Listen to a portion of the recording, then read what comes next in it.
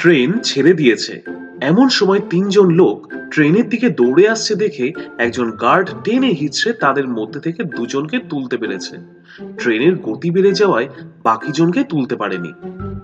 Guard বললেন, ব্যাপার কি? এত কষ্ট করে তিনজনকে তুলতে না পারলেও দুজনকে তো তুলেছি, অথচ আপনারা ধন্যবাদটুকু দিচ্ছেন না। একজন লোক তাদের মধ্যে থেকে বলে উঠলেন, ধন্যবাদ দেই কি করে?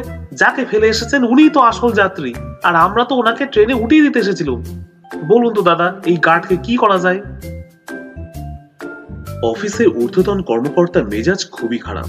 তিনি অফিসে ঢুকেই দেখলেন পিয়নটা তার হাতে কিছু কাগজ নিয়ে ঘুরে বেড়াচ্ছে।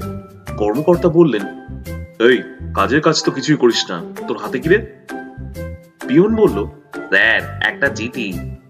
কর্মকর্তা বললেন, কোন ছাগলের চিঠি? পিয়ন বললেন, স্যার, আপনার। কর্মকর্তা বললেন, কোন গাধা লিখেছে? পিয়ন বললেন, স্যার, হ্যাঁ, আপনার বাবা। একদিন আবুল এক রেস্টুরেন্টে গেল। এই, গরম কি আছে? বিরিয়ানি, খিচুড়ি, তেহারি। আরো গরম কি আছে? মোগলাই, পরোটা, পুরি। আরো গরম কি আছে বল? দুধ, চা, কফি। আরো গরম কি আছে? আছে, চুলার জ্বলন্ত কয়লা আছে। যা, এক প্লেট নিয়ে আয়। কেন, কি করবেন? বিড়ি চালাবো।